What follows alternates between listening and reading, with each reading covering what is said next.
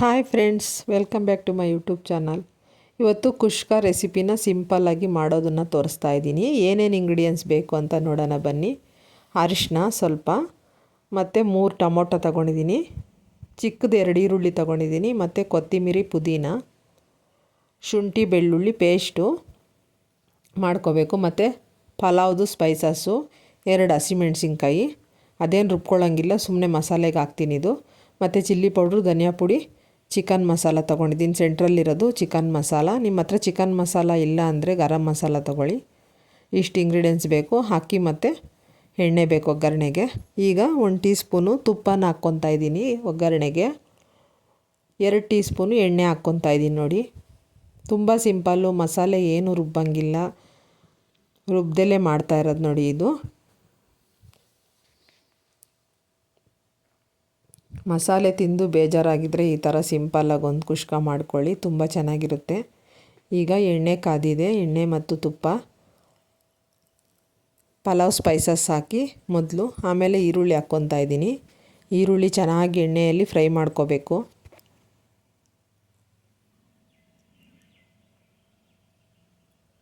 ನಮ್ಮ ಚಾನಲ್ನ ಇನ್ನೂ ಯಾರು ಸಬ್ಸ್ಕ್ರೈಬ್ ಮಾಡದೆ ನೋಡ್ತಾ ಇದ್ದೀರಾ, ಪ್ಲೀಸ್ ಸಬ್ಸ್ಕ್ರೈಬ್ ಮಾಡ್ಕೊಂಡು ನೋಡಿ, ಸಪೋರ್ಟ್ ಮಾಡಿ.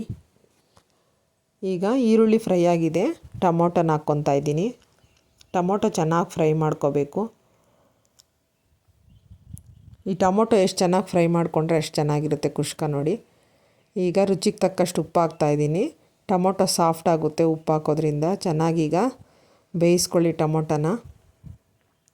ಇದು ಸ್ವಲ್ಪ ಫ್ರೈ ಆಗಿದೆ. ಈಗ ಕೊತ್ತಂಬರಿ, ಪುದೀನ ಮತ್ತು ಸಣ್ಣ ಕಟ್ ಮಾಡಿ ಹಾಕ್ತಾಯಿದ್ದೀನಿ ನೋಡಿ. ಪುದೀನ ಸ್ವಲ್ಪ ಹೆಚ್ಚಾಗಿ ಹಾಕ್ಕೊಳ್ಳಿ, ಚೆನ್ನಾಗಿರುತ್ತೆ. ಈಗ ಜಜ್ಜಿಟ್ಕೊಂಡಿರೋ ಅಂತಹ ಶುಂಠಿ ಬೆಳ್ಳುಳ್ಳಿನ ಹಾಕ್ತಾಯಿದ್ದೀನಿ.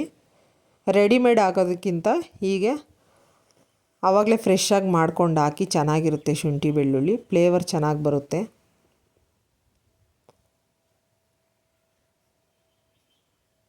ನೋಡ್ತಾ ಇರ್ಬೋದು, ಚೆನ್ನಾಗಿ ಫ್ರೈ ಆಗ್ತಾಯಿದೆ. ಈಗ ಅರಿಶಿನ ಸೇರಿಸ್ಕೊತಾ ಇದ್ದೀನಿ. ನಿಮಗೆ ನಮ್ಮ ರೆಸಿಪಿಗಳು ಡೀಟೇಲಾಗಿ ಬೇಕಂದರೆ ರೀಸೆಂಟಾಗಿ ಮಾಡಿರೋ ರೆಸಿಪಿಗಳೆಲ್ಲ ಡಿಸ್ಕ್ರಿಪ್ಷನ್ನಲ್ಲಿ ಎಲ್ಲ ಡೀಟೇಲಾಗಿ ಹಾಕಿದ್ದೀನಿ, ಅದು ನೋಡ್ಕೊಳ್ಳಿ. ಓಪನ್ ಮಾಡಿದ್ರೆ ಸಿಗುತ್ತೆ, ಎಲ್ಲ ನೀಟಾಗಿ ಹಾಕಿರ್ತೀನಿ ನೋಡಿ. ಇಂಗ್ರೀಡಿಯೆಂಟ್ಸು, ಮಾಡೋ ವಿಧಾನ ಎಲ್ಲ ಹಾಕಿದ್ದೀನಿ. ಈಗ ಚಿಲ್ಲಿ ಪೌಡ್ರು, ಧನಿಯಾ ಪುಡಿ ಮತ್ತು ಚಿಕನ್ ಮಸಾಲ 3ನ ಸೇರಿಸ್ಕೊತಾ ಇದ್ದೀನಿ ನೋಡಿ.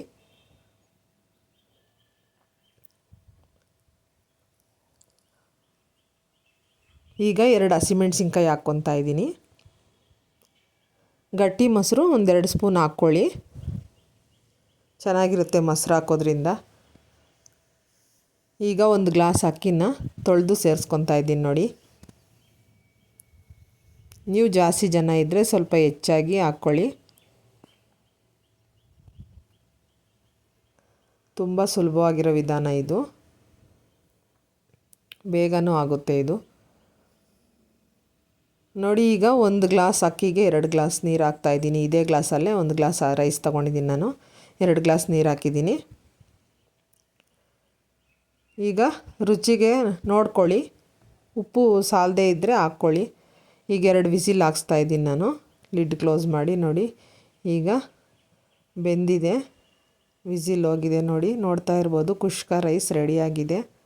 ಎಷ್ಟು ಬ್ಯೂಟಿಫುಲ್ಲಾಗಿ ಬಂದಿದೆ ಅಂತ ನೋಡಿ. ನೀವು ಕೂಡ ಟ್ರೈ ಮಾಡಿ, ಹೇಗೆ ಬಂತು ಅಂತ ಕಮೆಂಟಲ್ಲಿ ತಿಳಿಸ್ರಿ. ನಮ್ಮ ರೆಸಿಪಿಗಳನ್ನ ಲೈಕ್ ಮಾಡಿ, ಶೇರ್ ಮಾಡಿ, ಸಬ್ಸ್ಕ್ರೈಬ್ ಮಾಡ್ಕೊಂಡು ನೋಡಿ.